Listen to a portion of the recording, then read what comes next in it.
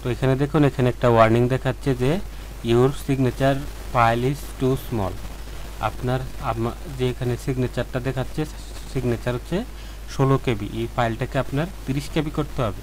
30 কেবির কম হলে এখানে signature upload হবে না, ঠিক আছে? তো স্বাক্ষরটা অবশ্যই 30 কেবি করে নিতে হবে। তো 30 কেবি আমরা করে রেখেছিলাম, সেটা আমরা এখান থেকে আপলোড করব। এখানে দেখুন ফাইলের সাইজ শো করছে, এখানে দেখুন 30 কেবি ফাইলের সাইজ শো করছে 30 কেবি। এই স্বাক্ষরটার সাইজ হচ্ছে 30 কেবি। এটা যদি আমরা আপলোড করি। হ্যালো ভিউয়ার, সবাইকে ওয়েলকাম। আজকের পর্বে আমরা দেখব যে সিটি ব্যাংকে কীভাবে আবেদন করবেন।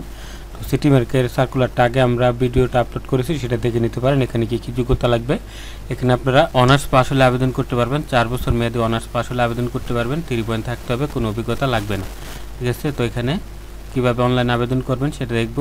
অনলাইন আবেদন করার জন্য এখানে ক্লিক করতে হবে। লিঙ্কটা দেওয়া আছে ডেসক্রিপশন বক্সে, সেখান থেকেও আপনারা আবেদন করতে পারবেন। তবে আমি আপনাদেরকে দেখিয়ে দিচ্ছি কীভাবে আসবেন। প্রথমে একটা ব্রাউজার ওপেন করবেন। ব্রাউজার ওপেন করে টাইপ করবেন যে bdjobs.com/citibank। সিটিব্যাংক লিখলে এটা চলে আসবে, তারপর এন্টার দিবেন। এন্টার দিলে দেখুন তাদের অ্যাপস জবটা এখানে ওপেন আছে। এখান থেকে আপনি সার্কুলার দেখে নিতে পারেন। তো সার্কুলারের ভিডিওটা আমরা আগে দেখিয়েছি, এটার এখন দেখাচ্ছি না। তো 30শে জুন পর্যন্ত আপনারা আবেদন করতে পারবেন, রাত 12টা পর্যন্ত। তো যারা আবেদন করতে পারে না তারা চাইলে আমাদের কাছ থেকে আবেদন করে নিতে পারেন। আবেদন করার জন্য স্ক্রিনে দেওয়া নাম্বারে কল করুন।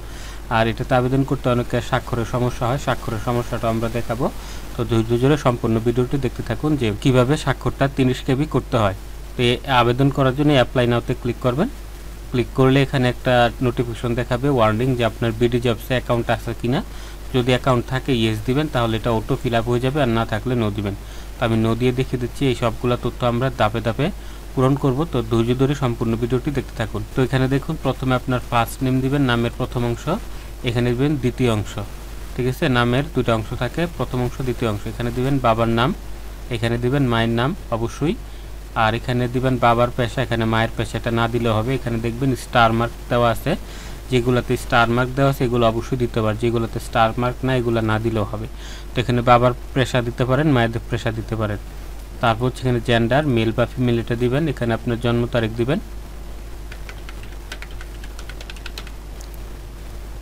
জন্ম তারিখ এখানে দিয়ে দিলাম। তারপর এখানে হচ্ছে জন্মের স্থান, আপনার যে জেলা ওইটা দিয়ে দিবেন, জন্মস্থান। তারপর হচ্ছে মেরিটাল স্ট্যাটাস, আপনি সিঙ্গেল নাকি মেরিড এটা দিবেন। মেরিট হলে মেরিট দিবেন, আর বিবাহিত হলে মেরিট দিবেন, আর অবিবাহিত হলে আনমেরিড দিবেন। তা আমি মেরিট দিলাম। তারপর হচ্ছে ধর্ম, আপনার যেই ধর্ম সেটা এখান থেকে দিয়ে দিবেন। তারপর হচ্ছে এখানে জাতীয়তা বাংলাদেশি এটা দিতেই হবে। তারপর এখানে হচ্ছে আইডেন্টি, আপনি এখানে কি দিতে চান, এনআইডি নাকি বার্থ সার্টিফিকেট, এনআইডি দিয়ে দিবেন। তো এনআইডি নম্বরটা এখানে দিতে হবে। তারপর হচ্ছে আপনার রক্তের গ্রুপ যেটা ওটা দিয়ে দিবেন। এখানে আপনার মোবাইল নাম্বার দিবেন, আর এখানে একটা ইমার্জেন্সি মোবাইল নাম্বার দিবেন। এখানে ইমেল দিবেন, ঠিক আছে?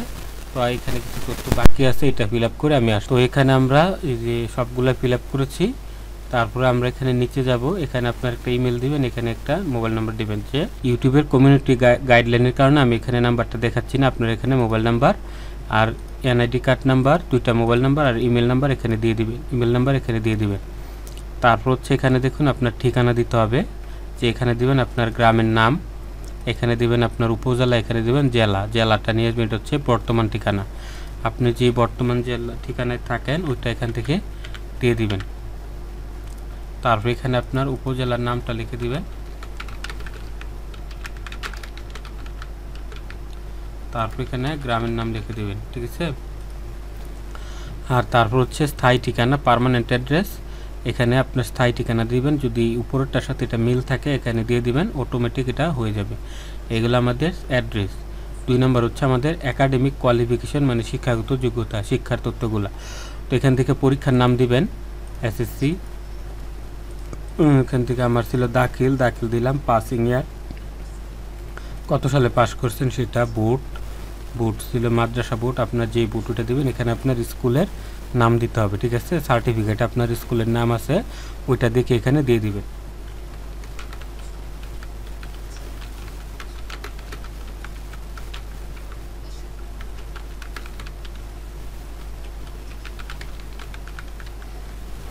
মাদ্রাসার নাম দিয়ে দিলাম। তারপর এখানে হচ্ছে রেজাল্টের তারিখটা এখানে দিতে হবে, যে কত তারিখে রেজাল্ট পাবলিশ হয়েছিল, ঠিক আছে?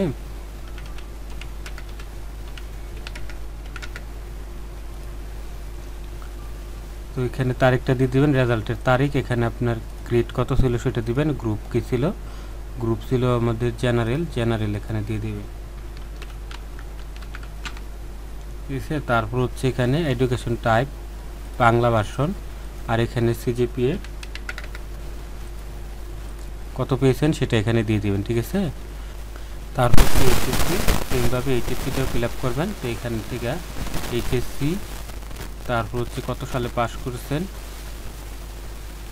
তারপর হচ্ছে বোর্ড, তারপর হচ্ছে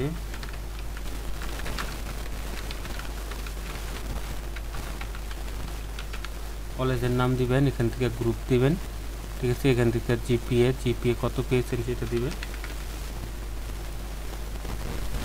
তারপর এখান থেকে টাইপ হচ্ছে বাংলা ভার্সন, ইংরেজি ভার্সন হলে ইংরেজি ভার্সন দিবেন।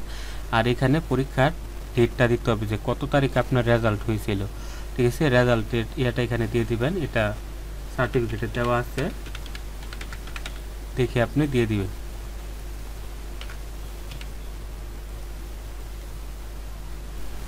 তারপর হচ্ছে গ্রাজুয়েশন অনার্সের যেটা সেটা দেবেন, বিএ অনার্স আপনার যে সাবজেক্ট ফার্স্ট ইয়ার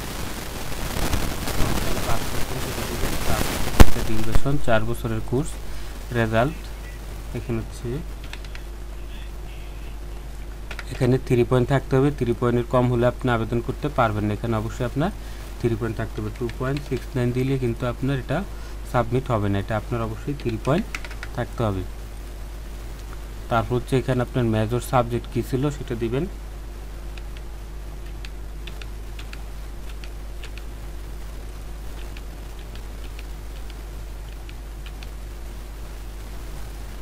মেজর সাবজেক্টগুলো এখানে দিয়ে দিবেন।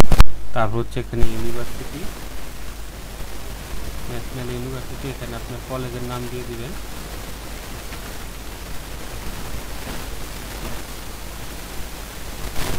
আমাদের গ্রাজুয়েশনটা দেওয়া হয়ে গেল, এটাই আমাদের অনার্স মাস্টার্স আপনি চাইলে দিতে পারেন, এখান থেকে ক্লিক করে তথ্য দিতে পারেন, আর না থাকলে নাও দিতে পারেন। এটা আমাদের উপরের অংশগুলো হয়ে গেলো, আপনি সবগুলো ভালো করে চেক করে নেবেন, চেক না করলে কিন্তু বড় সমস্যা হবে।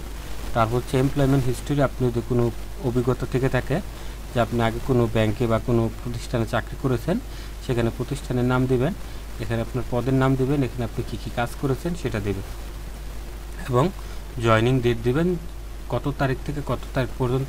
আপনি যদি এখনও চাকরি করে থাকেন তাহলে এটাতে ক্লিক করবেন, ঠিক আছে। আমার এটা নাই, আমি এটা দিচ্ছি না। আপনার যদি একাধিক হিস্ট্রি থাকে তাহলে আপনি প্রতিটা ক্লিক করে করে এভাবে অ্যাড করতে পারবেন যে আপনার যোগ্যতাগুলো, ঠিক আছে। আমার নাই, আমি এটা দিচ্ছি না, এখানে অভিজ্ঞতা ছাড়াই আবেদন করা যাবে। তো এমপ্লয়মেন্ট হিস্ট্রি দিচ্ছি না। তারপর হচ্ছে আদার্স ইনফরমেশন, এখানে দেখুন স্টার মার্কগুলো অবশ্যই দিতে হবে, বাকিগুলোর এখানে দরকার নেই। হচ্ছে প্রেফারেন্স ফর ওয়ার্ক, আপনি কোন জেলায় কাজ করতে চান, আপনার পছন্দের জেলা 3টা জেলায় করে দিতে পারেন, ঠিক আছে। আমার নিজের জেলা নরসিংদী, তারপরে দ্বিতীয় জেলা, তৃতীয় জেলা গাজীপুর, আমার পছন্দের 3টি জেলা আপনার সুবিধা মতো দিয়ে দেবেন। তারপরে এখানে দেখুন এটা আপনি চাইলে দিতে পারেন যে proficiency in reading, English reading কীরকম পারেন, হাই রাইটিং, হাই, স্পিকিং হচ্ছে মিডিয়াম বা আপনার মতো দিয়ে দিবেন। তারপর হচ্ছে professional qualification, training, academic distinction যদি থাকে এটা দিবেন, না দিলেও সমস্যা নেই, কারণ এখানে স্টার মার্ক নেই। তারপর হচ্ছে আদার অ্যাক্টিভিটিস কোনো কিছু জানেন কি না, এগুলো থাকলে দেবেন, না থাকলে দেওয়ার দরকার নেই।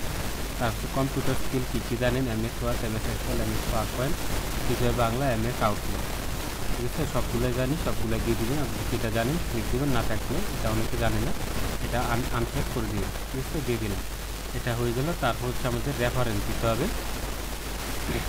সেই 2 জনের রেফারেন্স দিতে হবে, এখানে একজন, ঠিক আছে। তো রেফারেন্সের কী দিতে হবে, নাম, তার পদবি, তার ঠিকানা, তার ফোন নাম্বার, তার ইমেল নাম্বার, এটা আপনার দিতে হবে, না দিলে হবে না, ঠিক আছে। তো আমরা এই রেফারেন্সের এই সবগুলো তথ্য দিব, 2টা রেফারেন্সে দিব, এই তথ্যগুলো দিয়ে আমরা আসছি। তো আমাদের রেফারেন্স 2টা দেওয়া হয়ে গেলো, আপনি দেখে ভালো করে যাচাই করে দিয়ে দিবেন। তারপরে স্টেপ হচ্ছে আমাদের পাসওয়ার্ড, ঠিক আছে। এখানে আমাদের একটা পাসওয়ার্ড দিতে হবে 12 ক্যারেক্টারের সর্বোচ্চ। তো এই পাসওয়ার্ডটা দিয়ে আপনি আপনার সবগুলো তথ্য এখানে কন্টিনিউ করতে হবে, ঠিক আছে।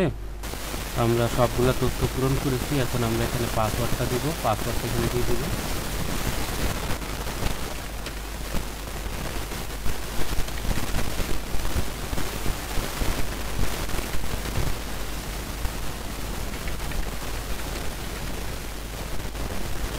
পাসওয়ার্ডটা আমরা দিয়ে দিলাম। তো আপনি ভালো করে সবগুলো চেক করে নেবেন, ঠিক আছে। তারপরে এটাকে দিবেন, দিয়ে এখানে কন্টিনিউ দিবেন।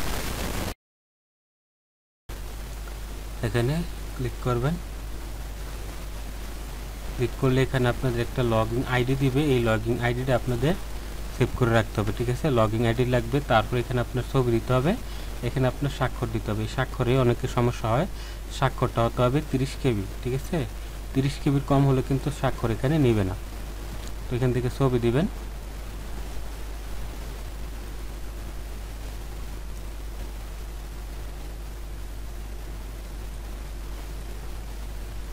তো ছবিটা আপলোড হয়ে গেল। তারপর এখানে আপনার স্বাক্ষর আপলোড করতে হবে, ঠিক আছে।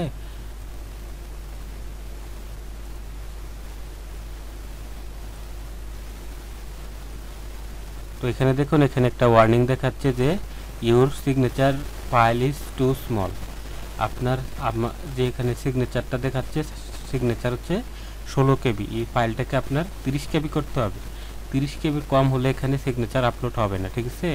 তো স্বাক্ষরটা অবশ্যই 30 কেবি করে নিতে হবে। তো 30 কেবি আমরা করে রেখেছিলাম, সেটা আমরা এখান থেকে আপলোড করব। এখানে দেখুন ফাইলের সাইজ শো করছে, এখানে দেখুন 30 কেবি ফাইলের সাইজ শো করছে 30 কেবি। এই স্বাক্ষরটার সাইজ হচ্ছে 30 কেবি। এটা যদি আমরা আপলোড করি তাহলে এটা কিন্তু আপলোডটা হয়ে যাবে। এটা আমাদের আপলোডটা খুবই সুন্দরভাবে হয়ে গেছে, ঠিক আছে। তো এখন আপনাকে এটা সাবমিট করতে হবে। এখানে আমরা ভালো করে চেক করে নেবেন, চেক করে এখানে সাবমিট করে দিবেন। সাবমিট করে দিলে যে your application has been submitted successfully, ঠিক আছে। তো আপনার আবেদনটি হয়ে গেছে। এখান থেকে আপনি আবেদন করে দেখতে পারবেন। এখানে আপনার জব রেফারেন্স আইডি আছে এটা, আর লগইন আইডি হচ্ছে এটা হচ্ছে পাসওয়ার্ড। লগইন আইডি হচ্ছে পাসওয়ার্ড। এটা আপনি স্ক্রিনশট দিয়ে রাখতে পারেন বা ডাউনলোড করে রাখতে পারেন। এখান থেকে আপনি অ্যাপ্লিকেশনটা দেখতে পারবেন, ঠিক আছে। এটা আপনার একটা সিভি হয়ে গেল। সিভিটা আপনি এখান থেকে দেখতে পারবেন। তারপর আপনি যদি কোনো তথ্য চেঞ্জ করতে যান, এখানে রিনিউ আছে, এটাতে গেলে আপনি বিভিন্ন তথ্য এখানে করতে পারবেন, চেঞ্জ করতে পারবেন, ঠিক আছে। যেটা চেঞ্জ করতে চান ওইটি এখানে চেঞ্জ করতে পারবেন। তো এভাবে আপনারা নিজেরাই ঘরে বসে আবেদন করতে পারেন। তো আজকের ভিডিওটি দেখার জন্য ধন্যবাদ। এরকম ভিডিও পাওয়ার জন্য চ্যানেলটি সাবস্ক্রাইব করে রাখুন। আশা করছি ভিডিওটি ভালো লাগবে। দেখা হবে পরের পর্বে। ভালো থাকবেন সবাই। আল্লাহ হাফেজ।